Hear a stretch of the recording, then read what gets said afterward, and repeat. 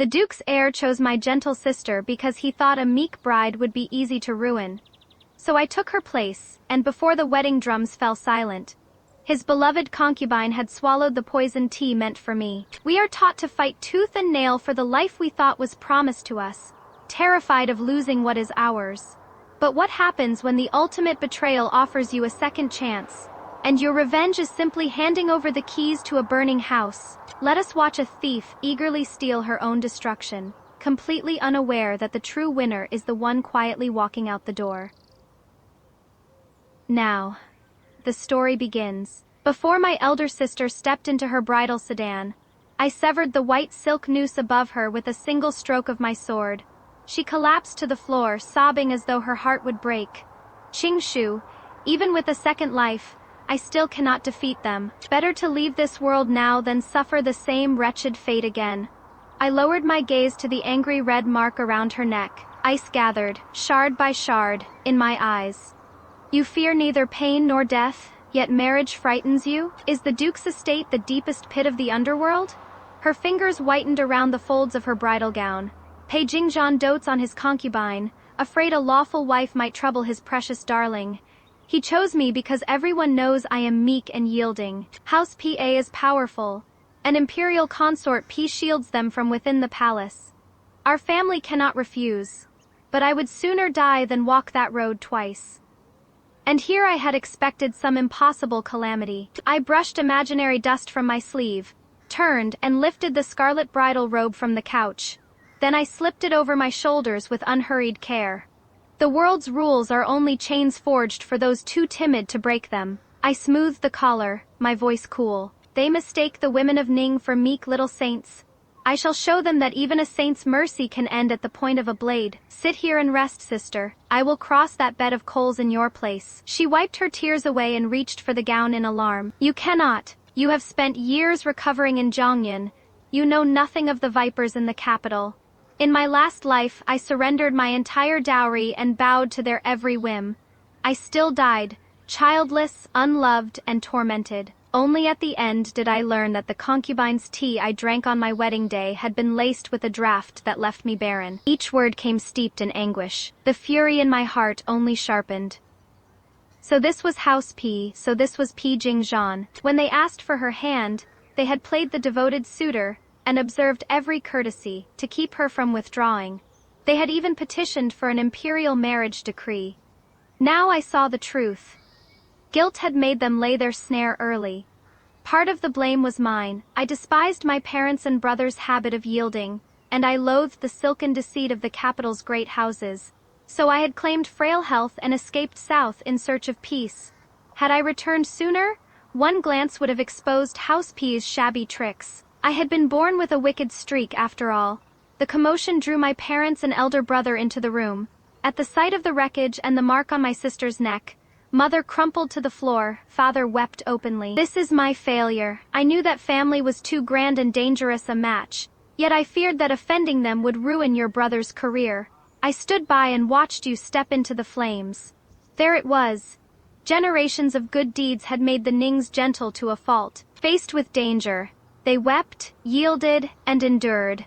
And House Pa had learned to tighten its grip. Fortunately, Ning Qingshu had a hard heart and an excellent memory for debts. I turned. The brilliant wedding red made my face appear colder still. Enough tears. We cannot defy an imperial decree.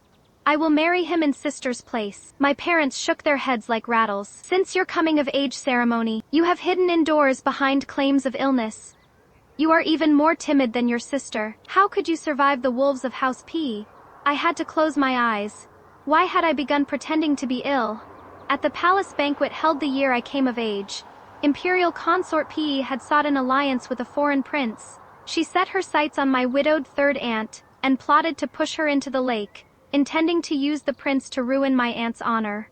Why should anyone be allowed to trample a woman so? So I staggered forward as though frightened, and with the strength nature had given me, sent both the consort and the foreign prince straight into Taya Lake. The early spring water was bitterly cold. By the time the court arrived, they found an imperial consort and a strange man clinging to one another in disarray. The scandal cost her the emperor's favor. As for me, I let everyone believe the shock had left me sickly and faint-hearted, and I hid every edge I possessed. Later, that same disguise helped me quietly dispose of a spy sent by a rival clan to ensnare my brother. Her end looked like a tragic drowning, and no one suspected a thing. I played the delicate flower so well that even my own parents came to believe it. Outside, the wedding drums drew nearer.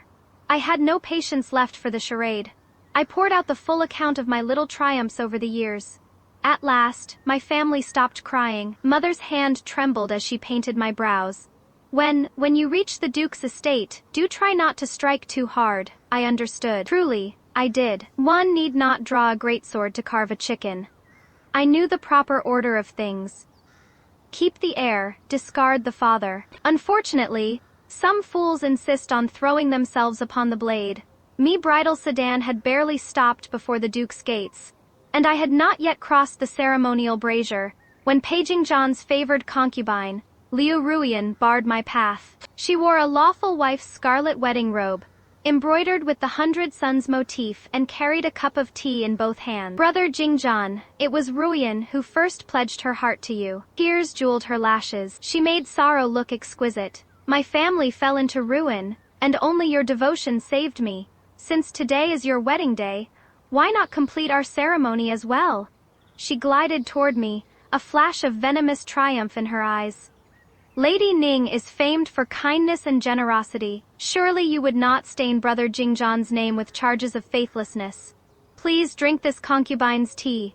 From this day onward, we shall serve him together. Steam curled beneath my nose, carrying the unmistakable bitter tang of medicine. In her last life, my sister had drunk this cup and lost every hope of motherhood. Liu Ruian might as well have pointed at my face and declared every Ning woman a spineless fool. I drew back from the cup with a slight frown. My voice was soft, but every word cut. Lady Liu, you wear the true scarlet reserved for a lawful wife on the day of my wedding. Is this contempt for House Ning, or contempt for His Majesty's marriage decree? Her face changed. She stumbled into Pei Jingzhan's arms. Heaven is my witness. I only wish to fulfill a girlhood dream. How can she burden me with such monstrous accusations? Pei Jingzhan gave me an impatient glance. Ruian is innocent at heart. She meant only a little mischief. Must my wife be so petty? Her arms ache from holding that cup. Drink it at once, unless you mean to make us miss the auspicious hour. The guests whispered all around us, eager to see House Ning humiliated. Under their mocking stares, I gave a sudden, wounded smile and snatched the cup from Liu Ruian's hands. Before anyone could move, my wrist turned beneath the shelter of my wide bridal sleeve. I caught her jaw in an iron grip and tipped every drop of that steaming, barren-making draught past her lips. She choked and coughed until her eyes rolled back. I staggered away, trembling like a leaf. The very portrait of a terrified bride. Pei Jingzhan erupted. Ning woman, how dare you behave like a shrew and torment my concubine? Have you no breeding? My eyes reddened. I answered in a tender, wounded voice that nevertheless carried across the courtyard. Before I left home, my parents commanded me to honor every rule, yet concubine Liu has usurped a lawful wife's scarlet robes. The marriage between our houses was decreed by His Majesty. Does she consider the imperial dignity beneath notice?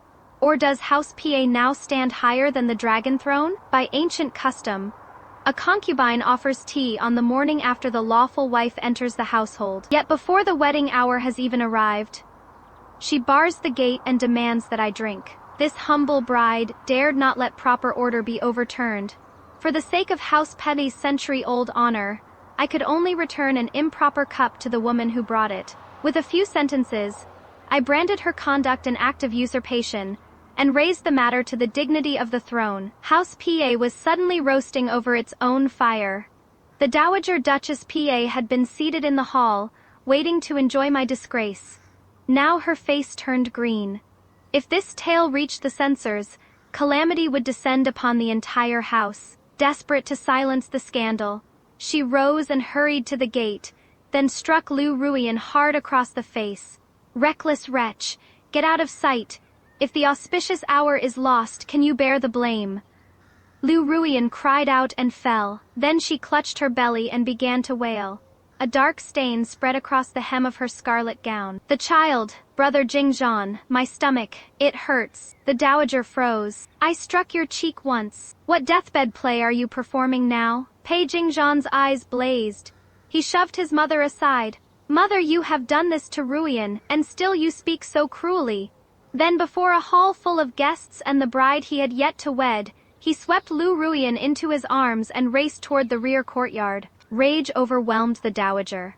Her eyes rolled back, and she fainted where she stood. I threw myself forward, cradled her, and wept like pear blossoms in rain. My voice, however, reached every guest in the front row. Mother, you must preserve your health. It is true that my husband defied you for a concubine, and that your unfortunate slap appears to have cost Lady Liu the Duke's first grandchild. But you must not let anger harm you. As though suddenly aware of my indiscretion, I covered my mouth and turned to the guests with a stricken plea. My lords and ladies, I beg you on account of my youth and ignorance, do not spread word that my husband fathered a child upon his concubine, before his lawful wife entered the house, or that he defied his own mother before the assembled court for that concubine's sake. The guests traded glances, unable to hide either their contempt or their delight. Before half a day had passed, this absurd spectacle would be the favorite tale in every street and tea-house of the capital. Half an hour later, Pei Jingzhan returned to the hall with a face like thunder. Liu Ruyan followed behind him, pale as ashes. The physician had confirmed that her child was lost. Worse, the draught she had swallowed was so potent that she would never conceive again. The moment Liu Ruyan saw me, hatred flared in her eyes. She tore a sword from a nearby guard and lunged. You poisoned that tea to destroy my womb. I will make you pay. I slipped aside, feigning terror. Lady Liu, you wrong me terribly. You brewed and carried that tea with your own hands. I never touched what was inside. How could the poison be mine? Then I clutched my chest and turned trembling eyes toward the newly awakened dowager. Understanding seemed to strike me like lightning. Heavens, dowager! Could it have been you? Did you lace the tea to end the Ning bloodline, only for Lady Liu to drink the bitter fruit meant for me? Liu Ruyan went rigid. Slowly, incredulously, she turned toward the dowager, weakness forgotten. She raised the sword and charged. Venomous old hag, you cost your own grandchild his life and ruined my future. I will settle this with you. Pei Jingzhan rushed between them. The blade grazed his arm and left his sleeve dark with blood. The hall dissolved into chaos. I held my handkerchief and watched the hounds tear at one another, feeling wonderfully refreshed. Crouched behind a low table, the dowager stared at me and suddenly shrieked. You are not Ning Qingji. I met the eldest Ning daughter during the betrothal. She dared not even lift her head to speak. You have a silver tongue and a serpent's heart. Who are you? Guards, seize this impostor who has stolen another woman's place. Pei Jingzhan understood at last. He laughed in fury. Well played, House Ning. You dare deceive the throne itself. I shall cast you out today and deliver you to the magistrate in chains. The guards drew their blades. My gaze hardened.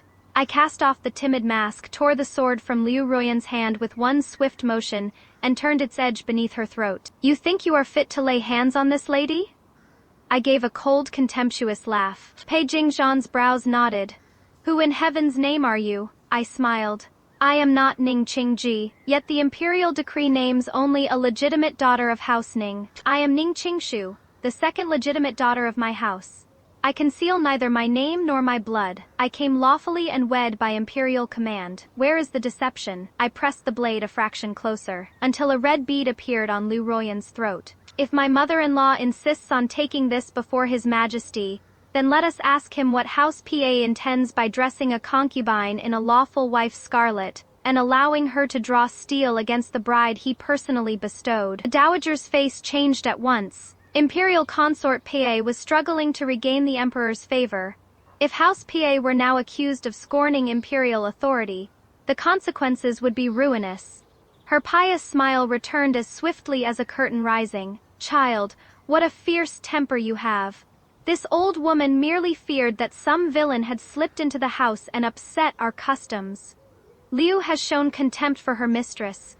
She shall be confined for 1 month and copy the sacred sutras 100 times. I sheathed the sword and smiled with gentle innocence. Mother's judgment is wisdom itself. We had a long future in which to settle the rest of our accounts. On our wedding night, the red candles burned high. Pei Jingzhan, of course, never came near the bridal chamber. He was at Liu Ruoyan's bedside, playing the devoted lover while she recovered from losing the child. Me old nurse sighed. Young mistress, what you did today was terribly dangerous. You and your husband have torn away all pretense before the marriage was even consummated. Without a child to protect you, how will you endure this great and merciless household? I rested a hand on my flat belly and found her reasoning sound. A child was indeed the most lawful key to the Duke's power. So I rose, straightened my robes, ignored nurse's protests, and walked directly to Liu Ruoyan's courtyard. I kicked open the door.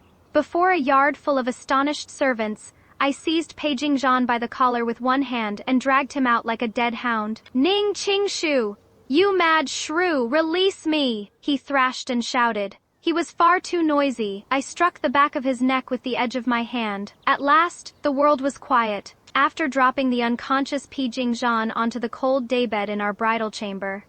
I opened the carved window and gave a low whistle to the night. A tall, lean figure dropped from the eaves with the silent grace of a wildcat. Zhi Yanji was the young master of Medicine King Valley, and the little shadow who had secretly guarded me all the way from Zhangyan.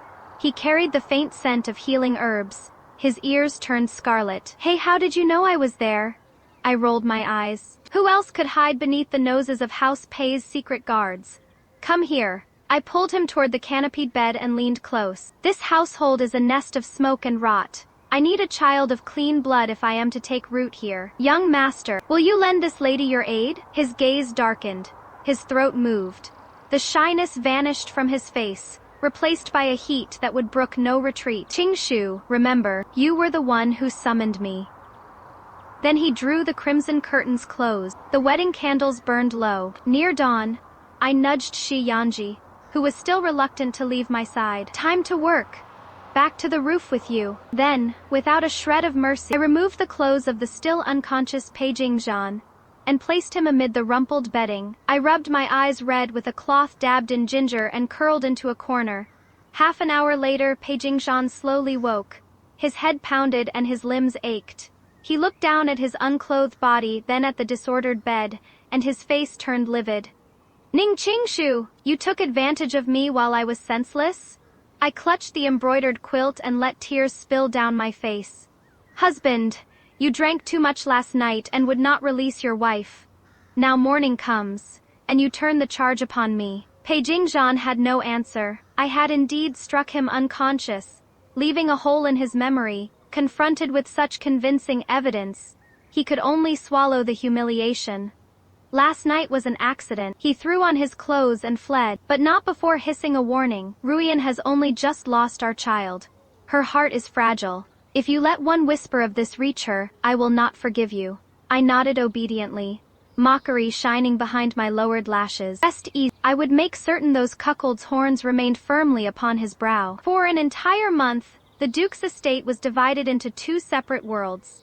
To console Liu Ruoyan for the child she had lost, Pei Jingzhan spent every night in her courtyard, tending her with endless concern and performing his grand romance to perfection. I meanwhile enjoyed the peace. Zhi Yanji slipped into my chamber beneath the cover of darkness. By day, I wore the dignified bearing of the lawful mistress. With his extraordinary medical skill, I healed some servants, rewarded others, and quietly replaced most of the estate's stewards and attendants with people loyal to me. Then Liu Ruoyan's month of confinement ended. She arrived at my courtyard with a great procession to offer her respects, eager to use Pei Jingzhan's favor to crush the lawful wife once more.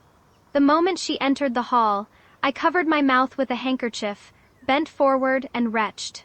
She froze. Then a wild mixture of delight and malice lit her ashen eyes. She pointed at me, her voice rising to a shriek. Ning Qingshu, are you with child? Before I could answer, she spun and clutched Pei Jing's sleeve. Brother Jingzhan, you have not left my side once since the wedding. You never touched her. This faithless wretch has betrayed you. Open the ancestral hall and cast her into the punishment pond. Pei Jingzhan went rigid. Sweat appeared at his temples. He had never touched me, yet he could not forget the wreckage of the bridal bed the following morning, or the proof laid before his eyes. What proud man would admit before a crowd that his bride had knocked him senseless, and then apparently claimed him by force? I raised glistening eyes to him, timid as a frightened doe. Even my voice trembled. Husband, my stomach merely turned this morning. How can Lady Liu stain my honor with an accusation born from nothing? One examination will tell us whether your honor is clean. Liu Ruian refused to yield. She snapped at the household physician behind her.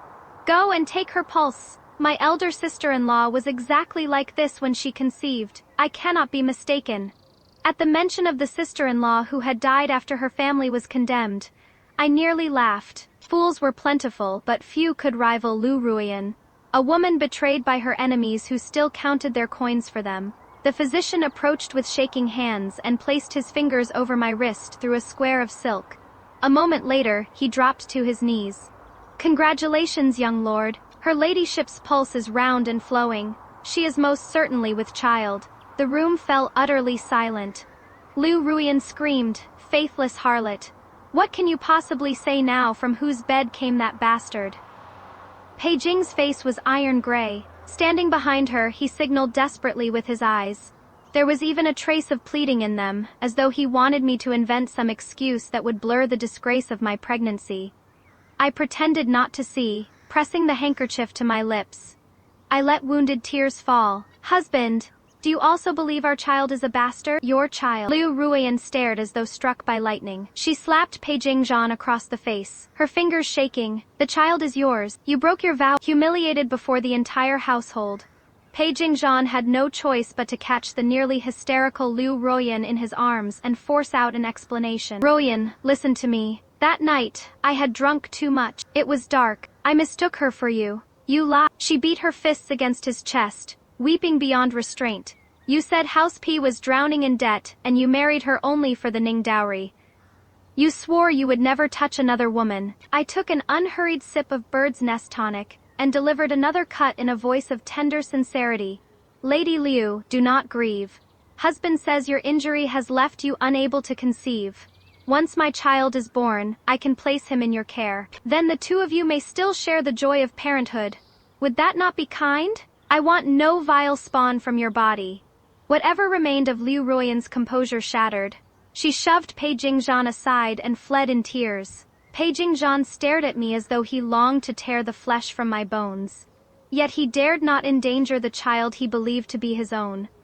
With a furious sweep of his sleeve, he raced after her. I watched the wretched pair retreat and lifted my handkerchief to hide the wintry smile upon my lips. House Pei wanted a woman's dowry to fill its empty coffers, yet also wished to parade its precious tale of perfect love. In my sister's last life, these contemptible schemers had succeeded and tormented her to her end. Very well. Old debts and new would be collected together. Naturally, news of the upheaval reached the dowager in her private prayer hall. When she learned I was with child, light never touched her face. Her gaze only grew more sinister. She knew that once I secured my place, House P could no longer bully House Ning at will, much less swallow my dowry whole. Within 10 days, she summoned me with a gleeful smile. Imperial Consort P was overjoyed to hear of your pregnancy. In her gracious favor, she has ordered me to bring you into the palace, so she may personally bestow tonics for the child. I agreed at once. I had planned and waited for a month.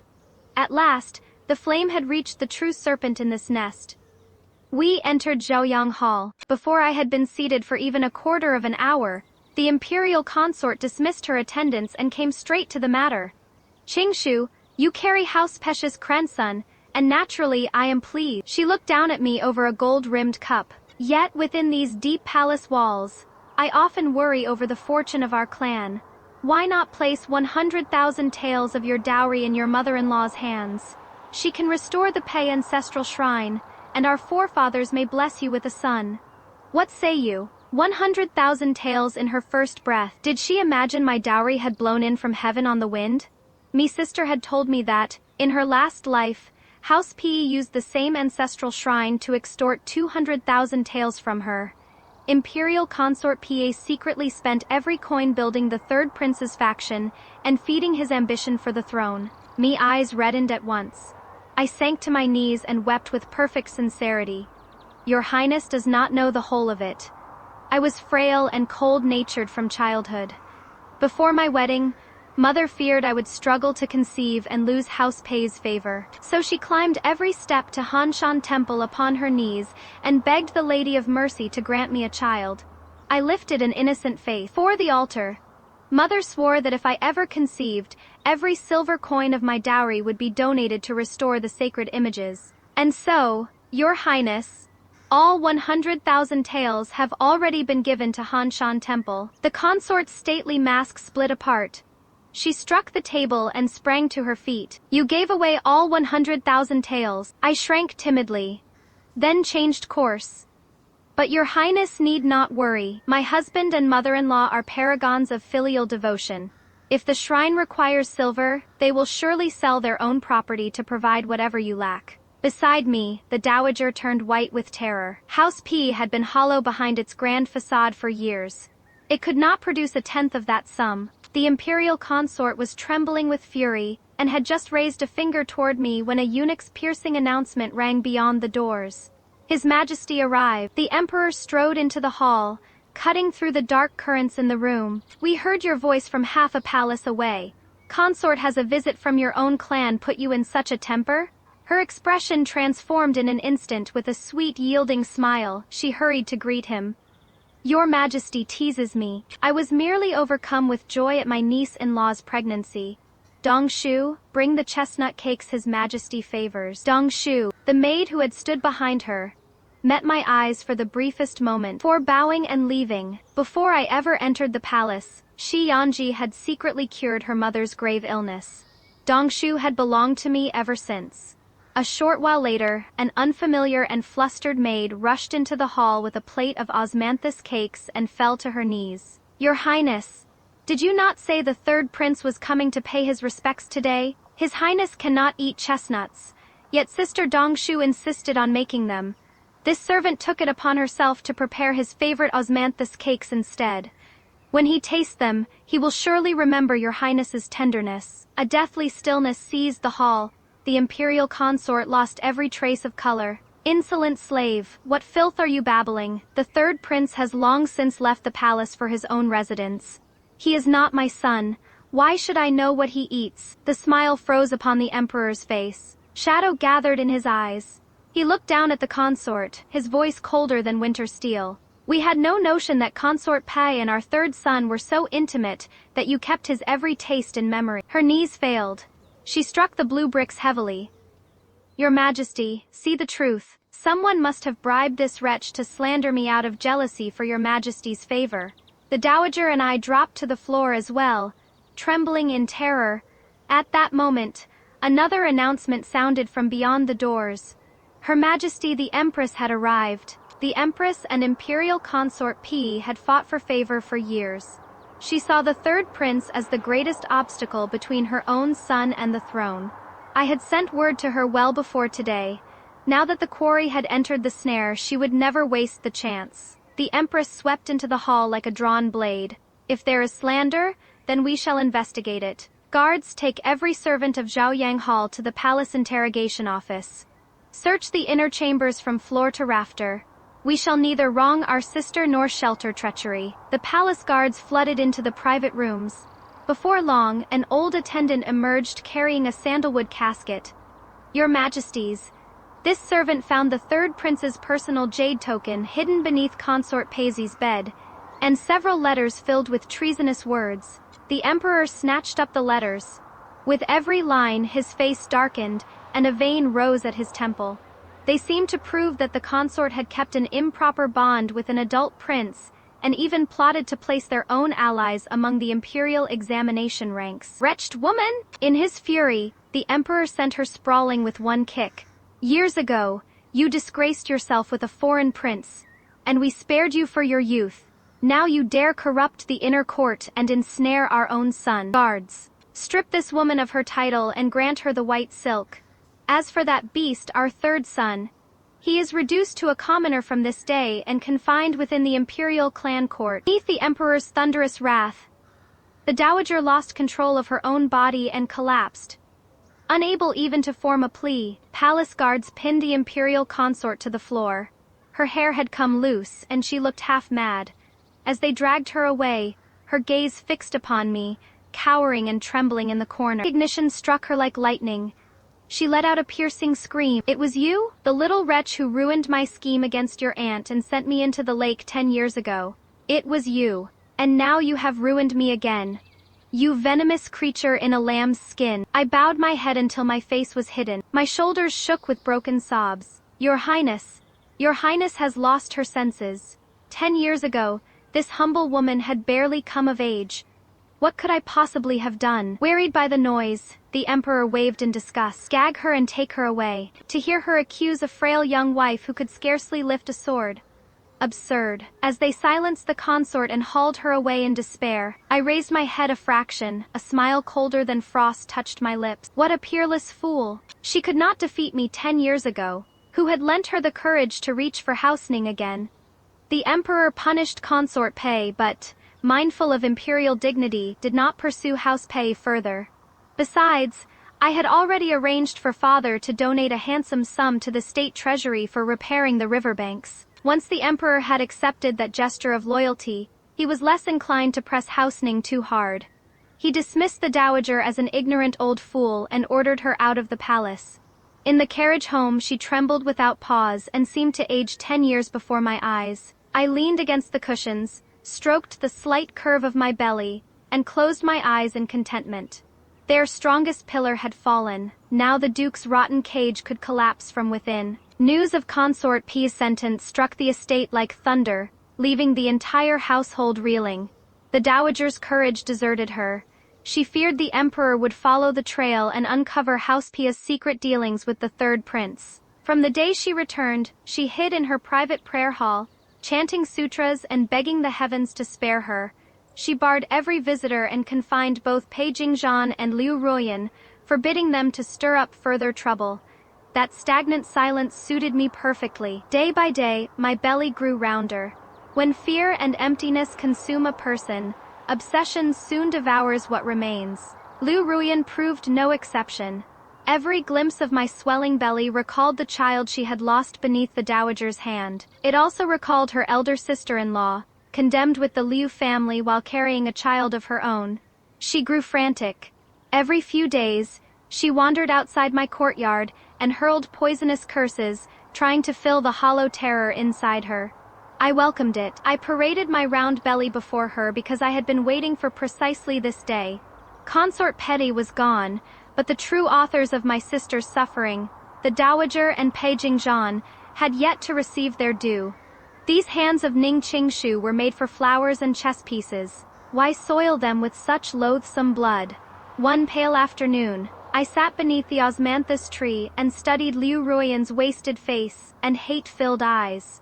For once, I dismissed every attendant and wore an expression of boundless compassion. "Lady Liu, could we not leave one another in peace?" I sighed. "If jealousy of the child truly torments you, I may let you raise him once he is born." She laughed as though I had lost my wits. "You would hand me your own son, Ning Qingshu? Do you take me for a witless child?" I had banked the coals long enough. At last the fire was ready. Supporting my back, I rose and moved closer. My voice dropped, rich with sincerity and pity. "Why would I refuse? Misfortune may have fallen upon House Liu, but your father, Lord Liu, was once famed at court for his integrity and strict household. A child raised by you would surely grow stronger than one taught by a timid, useless woman like me." At the words Lord Liu, she flinched. The malice she wore like armor shattered, and her eyes reddened. My father was falsely condemned. He denied himself every luxury and served with honor all his life. He would never steal grain meant for the army. Indeed, my elder brother serves in the Court of Judicial Review, and he once examined your father's case. I held her gaze and spoke one slow word at a time, as though revealing a harmless curiosity. He said the evidence was strange from beginning to end, especially the letter found in your father's study. That proof of treason was written upon paper treated with a rare solution. Her pupils tightened. "What did you say?" "When exposed to a particular incense, writing appears upon the reverse, displaying a forged confession of treason. Remove that incense, and the front bears nothing more than an ordinary love poem." I pressed half of a torn letter, prepared long ago, into her cold and rigid hand. "Lady Liu, You spent years at Paging John's side.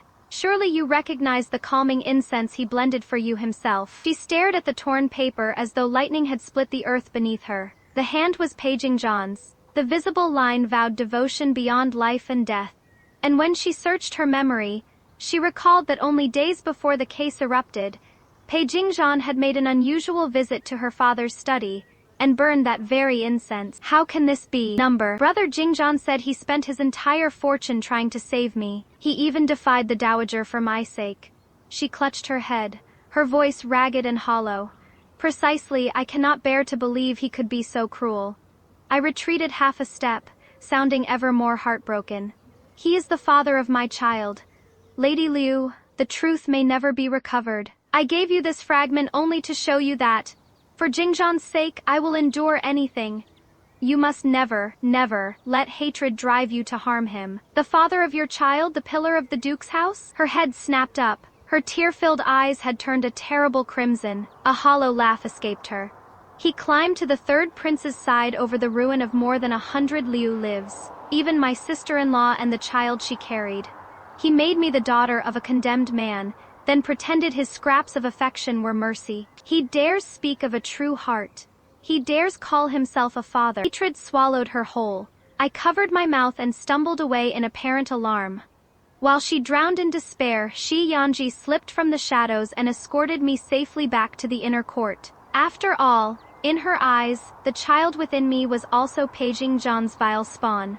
I had every reason to stand well clear when the final reckoning came. That night, rain poured from the heavens. I slept soundly against Shiyanji's warm chest until a terrible cry tore through the storm above the Duke's estate. Liu Ruoyan, have you gone mad? It was Paging Zhan. My eyes opened at once, and curved my lips. I drew on a cloak, beneath the umbrella Shiyanji held above us. I strolled leisurely toward Liu Ruoyan's courtyard.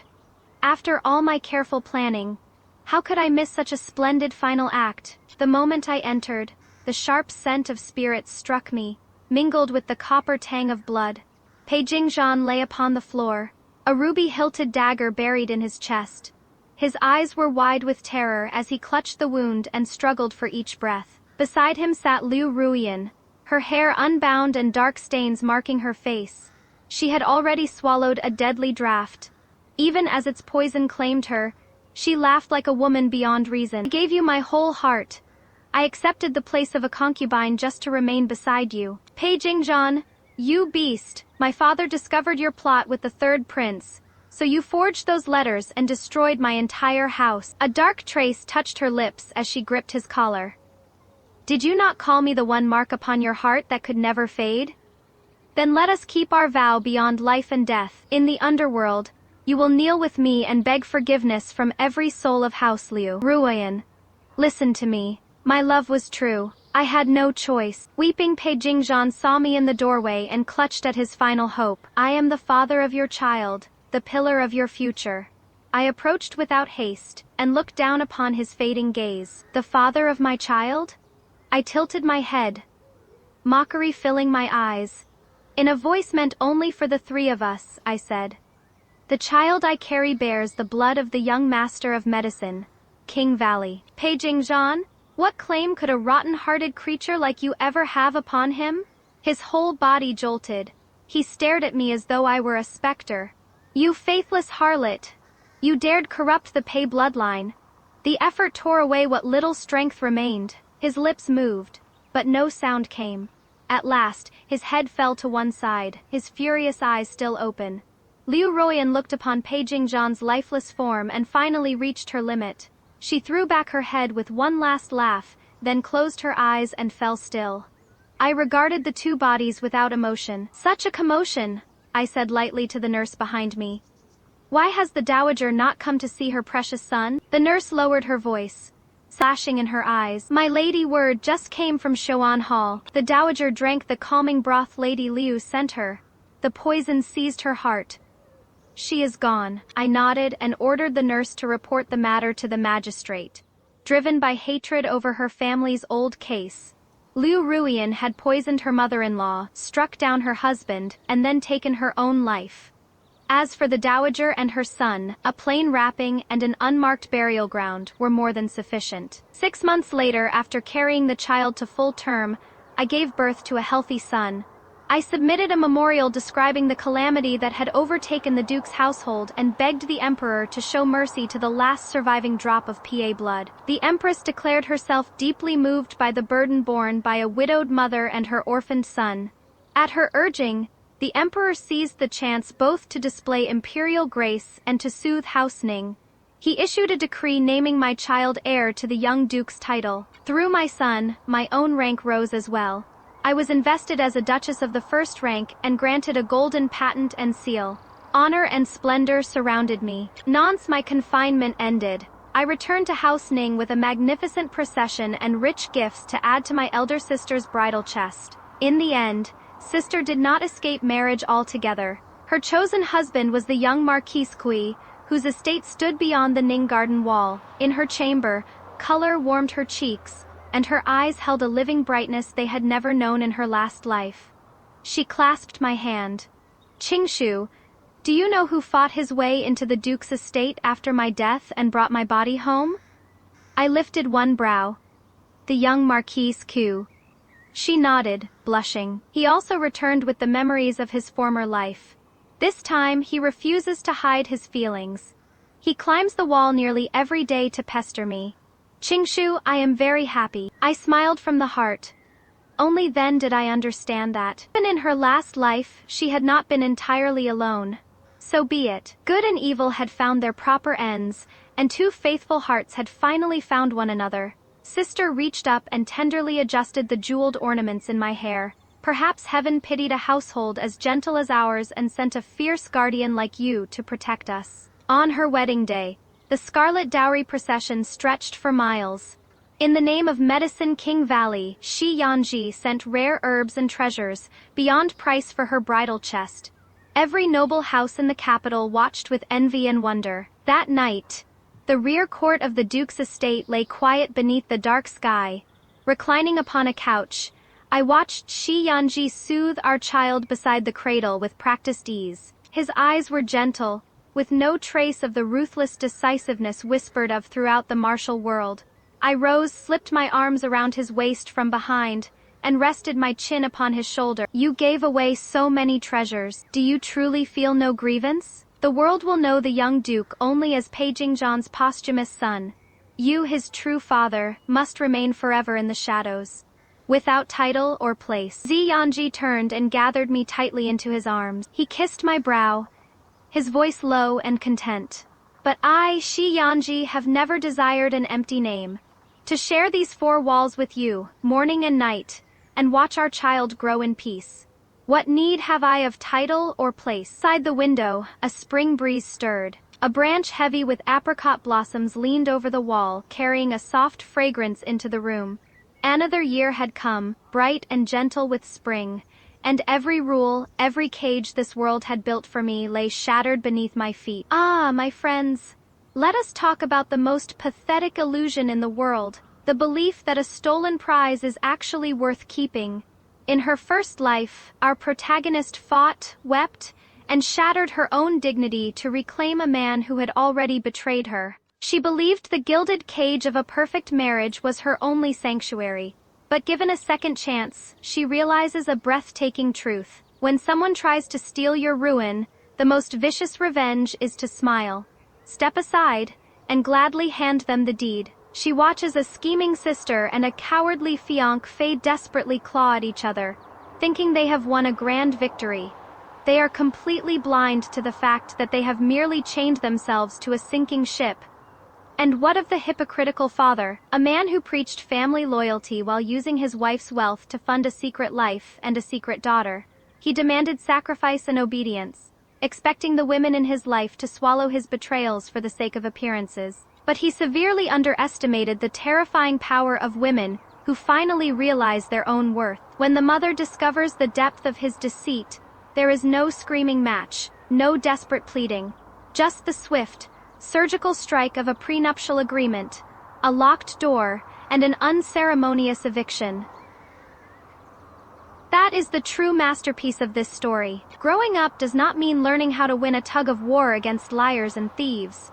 It means realizing you can simply drop the rope and watch them fall into the mud of their own making. Let them have their stolen rings and their miserable fractured marriages built on public ultimatums. True freedom is packing your bags, walking into the sunlight, and writing a future that belongs to absolutely no one but yourself. Vera's Pole the wedding planner, sliding the prepaid wedding plans over to the woman carrying your fiancé's child.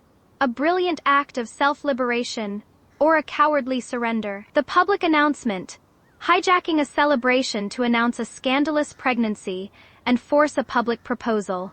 A desperate fight for legitimacy, or the architect of one's own miserable cage. The prenuptial eviction, kicking a cheating husband and his secret family to the curb, using a property deed ruthlessly cold, or a long overdue masterclass in justice. The wilted bouquet, walking away while a cheating ex begs for a second chance in a parking lot. Unforgiving, or the absolute proof of outgrowing a toxic past. Tell me, my friends, if a thief desperately begged to steal the perfect life that was secretly destroying you, would you fight to keep it? Or would you smile? Hand them the diamond ring, and watch them lock themselves in their own hell. Until next time.